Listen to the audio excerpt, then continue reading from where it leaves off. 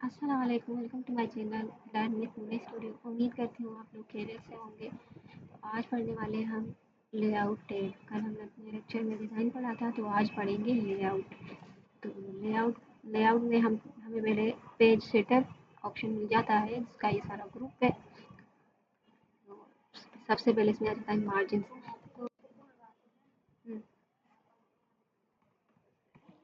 मार्चा भी है। हाँ, मार्चा भी पूछा। तो सबसे पहले देख लेते हैं कि मार्जिन्स क्या है। देखिए मेरा टेक्स्ट है। अब इनके बीच में ये जो खाली एरिया है ना, यहाँ से टॉप से बॉटम, इनके बीच में जो इनके साइड में जो खाली एरिया है ना, टॉप से बॉटम से लेफ्ट टू राइट, ये खाली एरिया, इसको हम मार्जिन्स कहते हैं। और मार्जिन्स की बहुत सारी साइज दी गई हुई हैं, जो भी आप रखना चाहें। ये बेसिकली ये जब हम प्रिंटिंग के लिए पेज देते हैं, तो ये मार्जिन्स इनके लिए दी जाती है कि जो हमारा टेक्स्ट है वो बिल्कुल सेंटर में होगा, और तो मतलब वो प्रिंटिंग के दौरान मतलब उनकी टेक्स्ट जो है वो इधर-उधर नहीं होगा, उनको प्रिंटिंग में साफ आएगा। तो ये मार्जिन्स है इनकी, जितनी रखना चाहें। और यहाँ से और भी है, यहाँ से आप टॉप से कितनी रखना चाहते हैं, बॉटम से कितनी रखना चाहते हैं, साइड से कितनी करना चाहते हैं, वो आपकी मर्ज़ी है। और यहाँ पे गटर, अब पहले यहाँ से इसको कर देते हैं 1, यहाँ से इनसाइड 1, ठीक है। या टॉप लेफ्ट टू राइट सारा 1 है। अब उसके बाद है गटर। अब गटर क्या है, जब हम कोई बुक या कोई नोट्स बाइंडिंग कराते हैं ना, तो साइड में यहाँ से हमें उसके लिए खाली एरिया चाहिए। जो बाइंडिंग कराते हैं, तो मतलब बाइंडिंग कराएंगे तो वो एरिया ज़्यादा चाहिए हमें उसके लिए, ताकि हमारा जो टेक्स्ट है लिखा हुआ वो उसमें ना आ जाए। वो मतलब उनके लिए जगह छोड़ दें, ताकि हमारा टेक्स्ट साफ दिखाई दे। तो यहाँ से हम उसका गटर रख सकते हैं। उसकी साइज़ कितनी रखना चाहते हैं वो हमारी मर्ज़ी है। ये प्रीव्यू में दिखा रहा है कि ये कितनी होगी। सही है, मैंने यहाँ से बढ़ा दी है। अब ओके कर देना है। तो देखिए यहाँ से मेरा साइज़ मार्जिन का बढ़ गया, यानी कि ये अब फाइटिंग भी करा सकती हूँ यहाँ पे। तो मेरा टेक्स्ट जो है वो वाइडिंग के दौरान उसमें नहीं आएगा। तो ये था मार्जिन। और यहाँ पे आप कोई भी साइज़ रख सकते हैं, नॉर्मल रखें तो बेहतर है। यहाँ से गटर को हटा देते हैं, कस्टम मार्जिन में जाएंगे और यहाँ पे 0 कर देना है, क्योंकि अभी हमें ये नहीं चाहिए। और इसमें बोल्ड डॉक्यूमेंट और दिस पॉइंट फॉरवर्ड, यानी कि बोल्ड डॉक्यूमेंट ये जो कि हम सारे पेजेस बनाते जाएंगे उन पे ये लगता जाएगा। अगर नहीं दिस पॉइंट यानी कि इसी पेज पे चाहिए तो हम ये करेंगे। उसके बाद ओके कर देना है। अब देख लेते हैं ओरिएंटेशन। अब ओरिएंटेशन क्या है, जैसे एक पेज होता है वर्टिकल फॉर्म में, ठीक है। यानी कि मेरी मार्कशीट अगर है, मेरी सीवी है, तो वो वर्टिकल फॉर्म में है। जैसे ये पेज है तो ये पोर्ट्रेट है। अब मैं इसको लैंडस्केप में करूँगी तो ये कुछ ये वर्टिकल फॉर्म में आ गया, यानी कि मैं इसमें सर्टिफिकेट भी बना सकती हूँ। और जो मेरी अटेंडेंस शीट होती है हमारी, जिसपे वो डेटा इस तरह से उसके नाम वगैरह, अटेंडेंस शीट, सारे दिन वगैरह लिखे होते हैं, तो वो इस तरीके से होती है। तो ओरिएंटेशन के दो मतलब ऑप्शन है, एक लैंडस्केप, एक पोर्ट्रेट। जिस तरीके का आप पेज चाहते हैं वही आप रख सकते हैं। उसके बाद है साइज। अब ये पेज की साइज बता रहा है। डिफ़ॉल्ट साइज में लेटर है, उसके बाद आप जो रखना चाहें, लीगल है, स्टेटमेंट है, या जो भी है। लेकिन जो ज़्यादातर यूज़ होता है वो A4 पेज होता है। मीन्स अगर मैं अभी सीवी बना रही हूँ, या मैं एक अम, जैसे कह लें लेटर बना रही हूँ, मार्कशीट बना रही हूँ, तो मुझे A4 ही पेज चाहिए। ज़्यादातर यही यूज़ होता है यहाँ पे, तो आपने A4 यूज़ कर लेना है, फिर ही आपने इसमें काम करना है। उसके बाद और भी साइज़ेज़ आ जाती हैं यहाँ पे मोर पे। अगर आपको विड्थ इसकी ज़्यादा चाहिए तो यहाँ से आप बढ़ा सकते हैं। अगर हाइट ज़्यादा चाहिए तो आप वो भी बढ़ा सकते हैं, वो आपकी मर्ज़ी है। ये फर्स्ट पेज है, अदर पेजेस ये भी आप रख सकते हैं। यहाँ पे प्रीव्यू दिखा रहा है, और ये भी ऑप्शंस में है कि बोल्ड डॉक्यूमेंट या दिस पॉइंट, ये भी आप रख सकते हैं। कैंसिल कर देंगे। अब पेज साइज हमने देख लिया। अब उसके बाद एक कॉलम्स, जैसे मैगजीन वगैरह में ये चीज़ें होती हैं, या हमें कोई कह रहा है कि 2 कॉलम्स में या 3 कॉलम्स में हमें कम बात में ज़्यादा समझाया जाए, तो ये हम उसके लिए रख सकते हैं। जैसे मैंने कॉलम्स में ये 2 कॉलम्स ऐड कर दिया, अब मैं 3 कॉलम्स भी ऐड कर सकती हूँ। उसके बाद मैं लेफ्ट से ज़्यादा रखना चाहती हूँ, राइट से कम मेरा जो टेक्स्ट है, तो ये भी रख सकती हूँ। उसके बाद है राइट, राइट से ज़्यादा और लेफ्ट से कम, ये भी रख सकती हूँ। तो ये कॉलम्स है, और यहाँ पे मोर कॉलम भी दिए गए हुए हैं, 1 2 3 4, ये आप left to right and number of columns यहाँ से बढ़ा सकते हैं जितना बढ़ाना चाहें। यहाँ पे प्रीव्यू दिखा रहा है, यहाँ पे मैंने ऐड कर दिया। अब इनकी हाइट और विड्थ भी, यहाँ से स्पेसिंग भी हम सेट कर सकते हैं। उसके बाद ओके कर देना है। तो देखिए कितने कॉलम्स बन चुके हैं, लेकिन यहाँ पे कॉलम्स में फिलहाल हमें 3 कॉलम्स ही दिए गए हैं। ठीक है, तो ये भी हम कर सकते हैं, कंट्रोल Z कर लेते हैं। तो ये पढ़ा हमने कॉलम्स। अब उसके बाद है ब्रेक्स। तो बिगिनर के लिए ये थोड़ा समझना मुश्किल है, लेकिन इंशाल्लाह आज हम अच्छे तरीके से इसको समझेंगे। अब यहाँ पे मेरा कर्सर रखा हुआ है, यहाँ पे 2 पे, ठीक है। तो मैं चाहती हूँ कि ये वाला टेक्स्ट मेरा यहाँ पे रहे, और यहाँ से जो है वो पेज ब्रेक होके दूसरे पेज पे ये टेक्स्ट आ जाए, जो हमने यहाँ पे इंसर्ट में पेज ब्रेक पढ़ा था ना, कि ये पेज को ब्रेक कर देगा, यानी तोड़ के दूसरे पेज में रख देगा। अब लेआउट टैब में भी यही है कि आप पेज को ब्रेक करके ये वाला सेक्शन यहाँ से शुरू करना चाहते हैं तो कर सकते हैं। देखिए ये यहाँ पे आ गया। अब मैं चाहती हूँ नहीं, मुझे ये वापस चाहिए, तो ये भी हो सकता है, बैक स्पेस की प्रेस करेंगे तो ये वापस आ जाएगा। ठीक है, अब कॉलम्स देख लेते हैं। अब मैं इनको 2 कॉलम्स में कन्वर्ट कर देती हूँ पहले एग्जाम्पल के लिए। ठीक है, कर देते हैं पहले।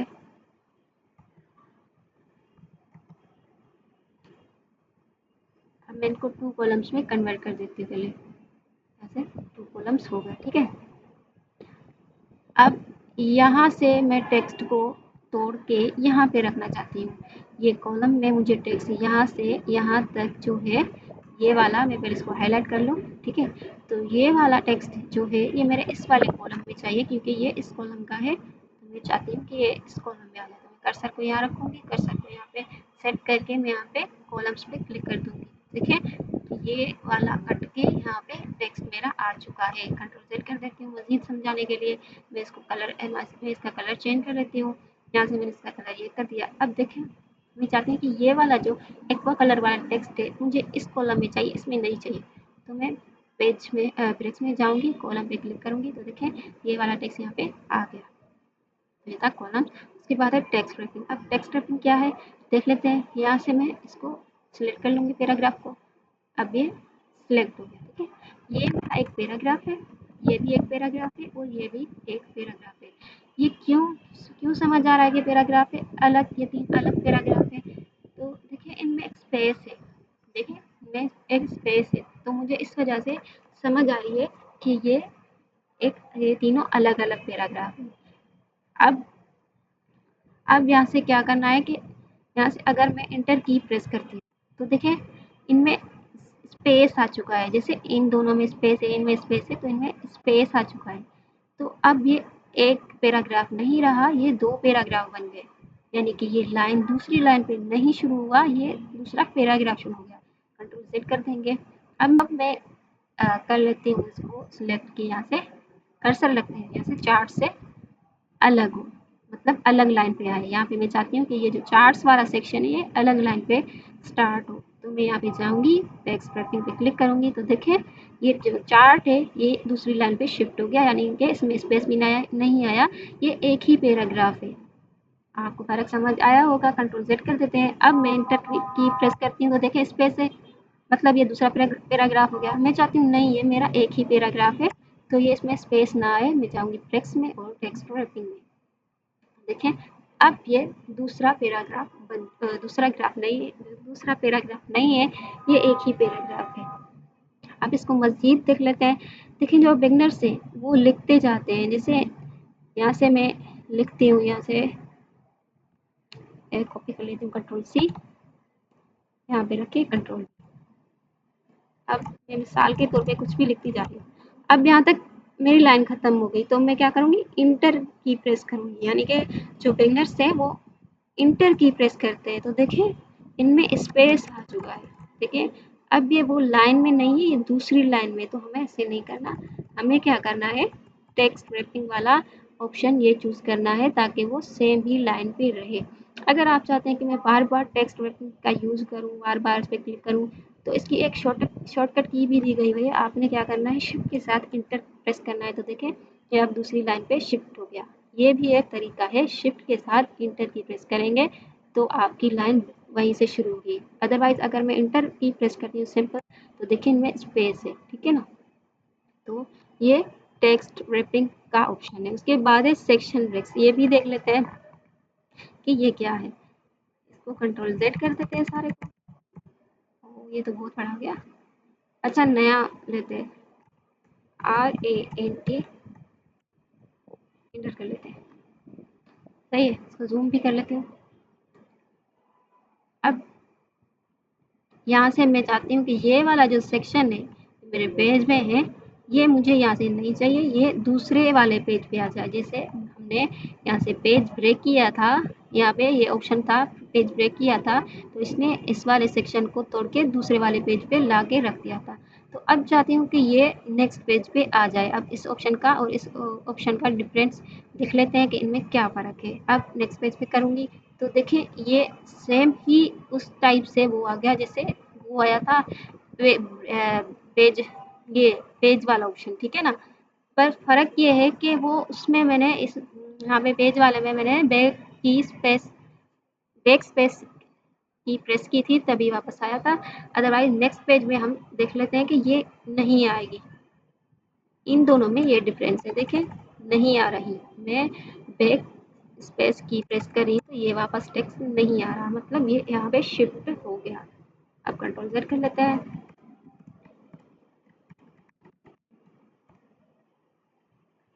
सही है। अब उसके बाद दूसरा ऑप्शन देख लेते हैं। यहाँ पे कंटिन्यूस लिखा हुआ है, मतलब ये इंसर्ट सेक्शन ब्रेक, यानी कि start new section on the same page, यानी कि यहाँ पे ये जो पैराग्राफ है इसमें सेक्शन लग जाए और दूसरा सेक्शन भी इसमें ही स्टार्ट हो। तो मैं क्या करूँगी, यहाँ पे कर्सर रख के यहाँ से जाऊँगी कॉलम में, यहाँ से कंटिन्यूस, यहाँ से एक सेक्शन लगा दिया मैंने। और यहाँ पे देखते हैं लगा के यहाँ पे पीरियड में जाके यहाँ पे सेक्शन लगा दिया। देखिए ये अलग अलग सेक्शन में आ चुका है। अब सेक्शन का ब्रेक हो चुका है। अब शो हाइड में हमने पढ़ा था अच्छे से, अगर आपको ना समझ आया हो तो आप देख लें ये ऑप्शन को। अब देख लेते हैं। देखिए सेक्शन ब्रेक कंटिन्यूस लग चुका है। अब इसको हटा देते हैं। अब यहाँ से कर देते हैं इजीली लेआउट में जाके यहाँ से 2 कॉलम से कन्वर्ट। देखिए सेक्शन ब्रेक वाला ये इधर आ चुका है। कंट्रोल जेड कर देते हैं। अब उसके बाद क्या ऑप्शन है, even and odd even page and odd page. Even and odd जो नंबर्स है ये हमने बचपन में पढ़े थे। यहाँ पे लिखा हुआ आ रहा है कि 1 और यहाँ से 4, देखिए लिखा हुआ आ रहा है 2 है और 4 है। अब जो सेक्शन होगा वो स्टार्ट होगा न्यू, वो 4 को छोड़ के 2 को छोड़ के 4 पे आ जाएगा। और ये ओड नंबर से, यानी कि ये 1 से खत्म होगा और 3 पे शुरू होगा। तो देख लेते हैं यहाँ पे पहले, यहाँ पे मैं पेज नंबर लगा देती हूँ पहले। तो कंट्रोल एंटर करूँगी। अब टेक्स्ट चाहिए मुझे, ये 200 पे 100 पैराग्राफ चाहिए। सही, एंटर करूँगी तो ये मेरे पास पेजेस आ चुके हैं। अब मैं आपको आसानी के लिए समझा दूँ, यहाँ पे मैं पहले इस पे पेज नंबर लगा दूँगी। तो पेज नंबर हमें कहाँ से मिलेगा, हेडर एंड फुटर से। यहाँ से पेज नंबर हम लगा सकते हैं। यहाँ पे मैंने ये वाला पेज नंबर लगा दिया है।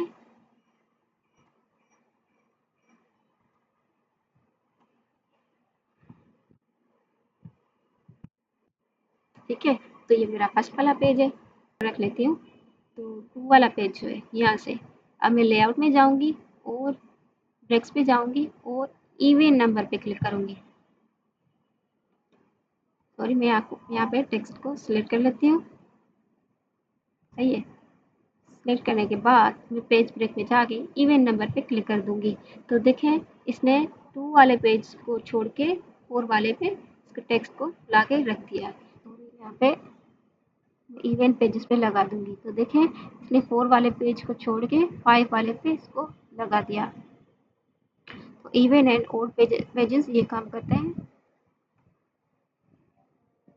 आप मजीद इनको देखेंगे तो समझ आ जाएगा। कंट्रोल जेड कर लेते हैं। यानी कि जो इवन पेज है वो 2 पेज को छोड़ के 4 वाले पे कर देगा, और ये जो ओड है वो एक तरह से मतलब एक वाले पे पहले होगा और दूसरे पे नहीं होगा, तीसरे पे होगा। तो इवन एंड ओड पेज ये काम करता है। उसके बाद है लाइन नंबर। अब लाइन नंबर क्या काम करेगा देख लेते हैं। कंट्रोल ए कर दिया। कंट्रोल ए करने के बाद मैंने कंटिन्यूस पे क्लिक कर दिया। तो देखिए, इन पे हर लाइन पे अलग अलग नंबर आ चुका है। देखिए यहाँ पे 39 से मतलब पेज जो है वो ख़त्म हुआ, तो दूसरे पेज पे 40 से शुरू हो गया। अब जाते हैं रिस्टार्ट ईच पेज, यानी कि जो यहाँ से पेज तक ख़त्म हो गया है, अब दूसरे पेज से ये दूसरी लाइन से ये एक नंबर से शुरू हो। अब रिस्टार्ट ईच पेज। तो देखिए यहाँ से 39 से ख़त्म हो गया और यहाँ से 1 2 3 यहाँ से शुरू हो गया। तो ये रिस्टार्ट ईच पेज है। और रिस्टार्ट ईच सेक्शन। अच्छा, यहाँ से पहले इसको ख़त्म कर देते हैं, नंबर में जाके रन कर देते हैं। ठीक है। अब रिस्टार्ट ईच सेक्शन कर देते हैं। तो देखिए हर सेक्शन पे ये लग चुका है। उसके बाद है सप्रेस फॉर करंट पैराग्राफ, यानी कि अगर मैं यहाँ से इस वाले पैराग्राफ को सिलेक्ट कर लेती हूँ। सिलेक्ट करके यहाँ से इस पे पैराग्राफ पे क्लिक करूँगी तो इस वाले पैराग्राफ से ये नंबर हट जाएगा, बाकी वाले से शुरू हो जाएगा। यानी कि ये इस वाले पैराग्राफ को छोड़ के बाकी इन नंबर्स को कंटिन्यूस रखेगा। तो ये था इन नंबर्स में। अब लाइन नंबर्स यहाँ पे मोर भी हैं। यहाँ से आप लेफ्ट टू राइट जो भी रखना चाहें वो रख सकते हैं। हेडर रिपोर्टर पे रख सकते हैं। ये इनका प्रीव्यू दिखा रहा है। ठीक है। तो ये था ब्रेक्स। अब ज़्यादा इनमें सॉरी, ये था लाइन नंबर। तो ज़्यादा इनको समझने की बात है। अब उसके बाद है हाइफिनेशन। अब हाइफिनेशन यहाँ से ऑटोमेटिक कर देते हैं। तो देखिए इसने क्या काम किया, यहाँ से छोटी छोटी लाइन्स दे दी इनमें। ये देखें की वर्ड यहाँ से, यानी कि ये एक ही वर्ड था इसीलिए इसने इन पे एक हाइफिनेशन दे दी। जैसे बचपन में हम कुछ लिखते थे, एक लाइन लिखते थे, तो अब वर्ड लिखते थे तो लाइन ख़त्म हो जाती थी। ठीक है ना। लाइन ख़त्म हो जाती थी तो हम एक ऐसी हाइफिनेशन दे के आगे वो वर्ड शुरू कर देते थे। तो ये हाइफिनेशन। उसके बाद है इंडेंट और स्पेसिंग, यानी पैराग्राफ। ये हम होम वाले ऑप्शन में पैराग्राफ में यहाँ से स्पेसिंग पढ़ चुके हैं, लेकिन यहाँ पे भी ये दी गई हुई है। और ये देखिए इंडेंट, इंक्रीज इंडेंट और डिक्रीज इंडेंट पढ़ चुके हैं, लेकिन लेआउट में अब देखेंगे।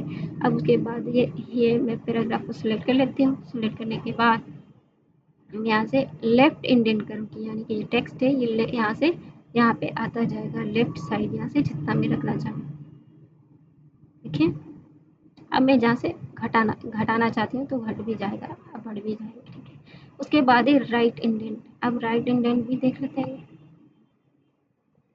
इसको सिलेक्ट कर लिया। सिलेक्ट करने के बाद मैं यहाँ से इसको राइट कर दूँगी। तो देखिए ये टेक्स्ट जो है पैराग्राफ राइट साइड आता जा रहा है। ये मेरी मर्ज़ी है, मतलब मैं जितना रखना चाहूँ। उसके बाद है स्पेसिंग। अब स्पेसिंग क्या है देख लेते हैं। यहाँ पे सिलेक्टेड डेटा।